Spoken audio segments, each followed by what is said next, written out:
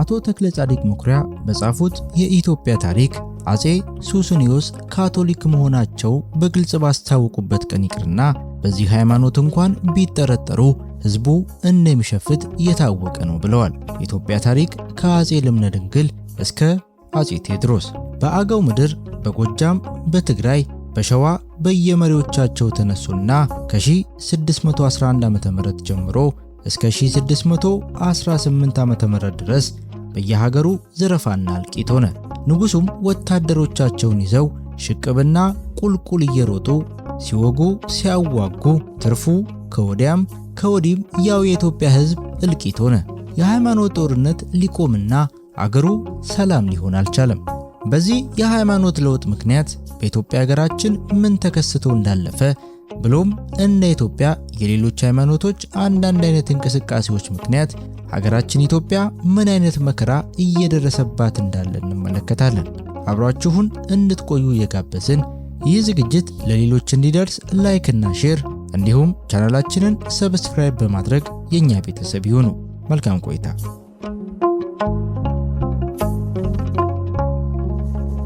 በዚህ የሃይማኖት ጦርነት ምክንያት አገሩ ታውቆ ሳለ በ1618 ዓ.ም ልጃቸው ማርቆስና ሴት ልጃቸው ወይዘሮ መለኮታዊት በአንድ ዓመት ሁለቱም ተከታትለው ስለሞቱ ካቶሊክ ከመሆናቸው የተነሳ እግዚአብሔር መዓት እንዳወረደባቸው በሕዝቡ ተነገረ።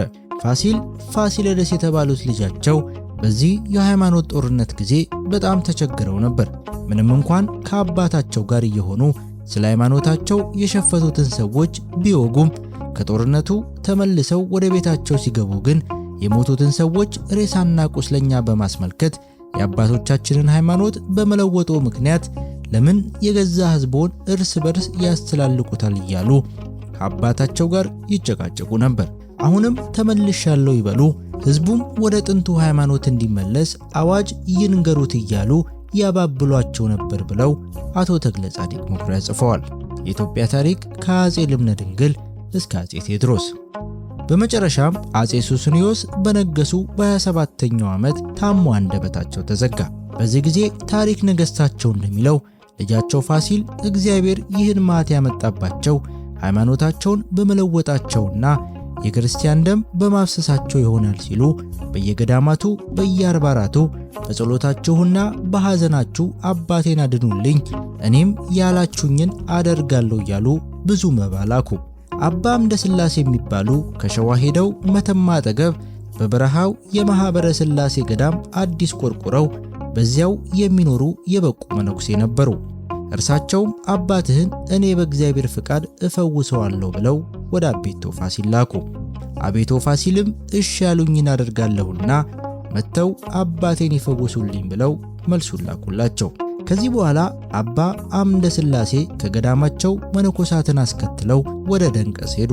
በደረሱም ጊዜ አቤቶ ፋሲል በክብር ተቀብለው በመልእክቱ የተነጋገሩትን በቃል አጽድቀው መነኩሴው ሌሎች መነኮሳትን ጨምረው ቀን በልዩ ልዩ ጸሎት፣ ሌሊት በሰዓታት 3 ጉባኤ እግዚአብሔርን ለምነው አጥምቀው ስላቆረቧቸው አጼ ሱስንዮስ የተዘጋ አንደበታቸው ተከፈተና የእስክንድርያ ሃይማኖት ትመለስ፣ የሮም ሃይማኖት ትርከስ፣ ፋሲል ይንገስ ብለው አዋጅ አናግር ብለው ለልጃቸው ለአቤቶ ፋሲል ተናገሩ።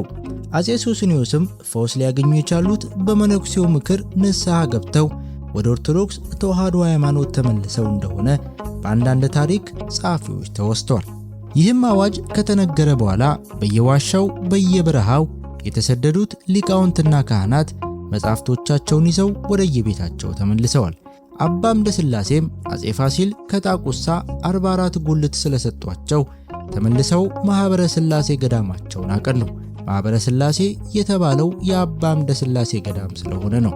አጼ ሱስንዮስም በነገሱ በ28 ዓመታቸው በ1625 ዓ.ም በታኅሳስ ወር ስላረፉ ልጃቸው ፋሲል ነገሱ።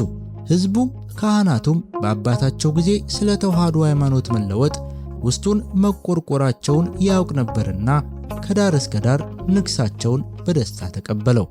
ከዚህ በኋላ ሊቃውንቱ በጨጌ በትረ ጊዮርጊስ መሪነት የብዙ ሕዝብ ደም ፈሷልና ከሮማዊ ጳጳስ ከአልፎንሱ ጋር ተከራክረን ስለ ደማቸው እንፋረዳለንና አዋጅ እንገርልን ብለው ለአፄ ፋሲል ነገሯቸው። እሺ ብለው አዋጅ አናገሩላቸው። ሊቃውንቱም ከየአገሩ ተሰበሰቡና ጎንደር ላይ ጉባኤ ተደረገ። በዚህ ጊዜ እጨጌ በትረ ጊዮርጊስ የተማሩ ሊቅ ነበሩና ለሊቃውንቱ አፈ ጉባኤ ሆነው ቆሙ። ሜንዶዝ አልፎንሱም ወገኖቹን እነ ፓይዝን ይዞ ቆመ። በመጀመሪያ አልፎንሱ እጨጌ በትረ ጊዮርጊስን የአብ የባህሪ ልጁ ታሞ ሞቶ ዓለምን አዳነ የሚል ንባብ ከብሉይና ከሐዲስ ማስረጃ ስጡኝ ብሎ ጠየቃቸው። እጨጌም ጳውሎስ ወደ ሮሜ በጻፈው መልእክቱ እግዚአብሔር ጠላቶቹ ስንሆን በልጁ ሞት አዳነን ይልብሃል ቢሉት መልስ አጥቶ ዝም አለ። ቀጥሎም ማሸነፊያ ያገኘው መስሎት የእግዚአብሔር ፊቱ ወዴት ነው ብሎ ቢጠይቃቸው በጉባኤው መብራት አስበርተው የዚህ መብራት ፊቱ ወዴት ነው እያሉ መልሰው ጠየቁት። ለዚህም መልስ አላገኘም። እጨጌም የዚህ መብራት ፊቱ በዚህ ገጽ ነው እንደማይባል የእግዚአብሔርን ፊት በአራቱ ማዕዘን ነው ብለው ረቱት። ይልቁንም የእግዚአብሔር ፊቱ ክፉ ወደሚሰሩ ሰዎች ነው የሚለውን መዝሙረ ዳዊት ጠቅሰው ፊታቸውን ወደ አልፎንሱ አዙረው በጥፊ መቱት ይላል ታሪኩ። በሱስንዮስ ለተጨፈጨፉት ሰማዕታት ምክንያቶቹ ካቶሊኮች መሆናቸውን ገድለ አቡነ ሐራ እንደሚከተለው በስፋት ይገልጠዋል። አቡነ ሐራ ድንግል ምናኔ ከጀመረበት ጊዜ አንስቶ በ14ኛው ዓመት የሮሚያ ሃይማኖት ወደ ኢትዮጵያ ምድር መጣች። የእግዚአብሔርን ክብር በማወቅ ብርሃን እንዳያበሩ ዓይናቸው ታውሯልና ልባቸውም ተጋርዷልና ከሚወዷትና የምታጸድቀን ሃይማኖታችን ይህች ናት ከሚሏት ከጥቂቶቹ ሰዎች በስተቀር ለሰዎች ሁሉ ስትገለጥ 10 ዓመት ኖረች። በ10ኛውም ዓመት ከተሰወረችበት ተገለጠች። በሚወዳትና በሚመኛት ንጉሥ ሱስንዮስ ትእዛዝና ከቅድስት ድንግል ማርያም ሥጋንና ነፍስን በመንሳት ቃል ከተዋሃደ በኋላ ሁለት ባህሪ ሁለት ግብር በማለት በሚያምኑ የሮሚያ ካህናት ትምህርት በሰዎች ሁሉ ዘንድ ተነገረች። ሮማውያን መለኮት የመለኮትን ሥራ ይሠራል፣ ትስብትም የትስብትንም ሥራ ይሠራል እያሉ አንዱን አካልና አንዱን ባህሪ ወደ ሁለት ይከፍሉታል። በዚህ ጊዜ መለኮትና ትስብት በተዋሃዶ አንድ ነው ብላ የምታምን ቅድስት የእስክንድርያ ሃይማኖት ተሰደደች። የሌውን ወገኖች የሚያመልኩባት ያቺ የካቶሊክ ሃይማኖትም በተገለጠች ጊዜ አዋጅ ነጋሪ በንጉሥ ሱስንዮስ ትእዛዝ በመላ ኢትዮጵያ ዞሮ አዋጅ ነገረ። እንዲህም ይላል: ለሥጋችሁና ለነፍሳችሁ ሕይወትና መድኃኒት ታገኙ ዘንድ ከሮም ምድር ያመጣንላችሁን ይህችን ሃይማኖት ሁላችሁም ተቀበሉ። ገንዘባችሁ ሳይቀማ፣ ቤታችሁ ሳይዘረፍ፣ ደህንነታችሁም በሞት ሳይነጠቅ በሀገራችሁ ትኖራላችሁ። ከንጉሥ አፍ የወጣውን ይህን ትእዛዝ እምቢ ካላችሁ ግን ገንዘባችሁ ይቀማል፣ ቤታችሁም ይበረበራል፣ እናንተም በጦርና በሰይፍ ትሞታላችሁ። ከዚህ አዋጅ በኋላ ሀገሪቱ በመላዋ ታወከች፣ ጠፋችም። ሃይማኖታቸውንም ለማዳን ሩቅ አገር የተሰደዱ ሰዎች አሉ። ስለ ሃይማኖታቸውም በጎራዴና በጦር የተገደሉ አሉ። በሌላም ሞት የሞቱ አሉ። ሞትን በመፍራትም በዚህች ሃይማኖት የገቡ አሉ። አላፊ ክብርንም ለማግኘት የገቡ አሉ። የሚጸድቁበት መስሏቸውም የገቡ አሉ። አባታችን ሐራ ድንግል ግን ወደ እርሱ የሚመጡትንና ምክሩን የሚሰሙትን ሰዎች ሁሉ በሃይማኖት ያጽናና ነበር። ስለ ቀናች ሃይማኖት የተሰደዱትን መነኮሳት፣ ካህናትና ምዕመናን ሁሉ እየተቀበለ ወደ ቤቱ አስገብቶ ያሳደራቸው ነበር። ቅድስቲቱ የእስክንድርያ ሃይማኖትም ከተሰደደች አንስቶ በ16ኛው ዓመት ስሙ ፋሲለደስ በተባለ ንጉሥ ትእዛዝ ተመልሳ እንደ ቀድሞዋ ሆነች። የሮማ ሃይማኖትም ፈለሰች።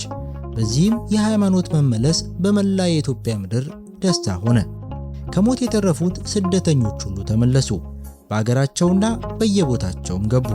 በየቦታ ሁሉ ተበትነው የነበሩ ብዙዎች መነኮሳት በአባታቸው በሐራ ድንግል ዘንድ ተሰበሰቡና የሃይማኖታቸውን መመለስ ተጨዋወቱ። ይህም ነገር በፊታቸው መልካም ሆነ። በተሰደደች በብዙ ዘመን ሃይማኖት ተመልሳለችና ሁሉም አንድ ሆነው በአንድ አፍ እግዚአብሔርን አመሰገኑት፣ አከበሩትም።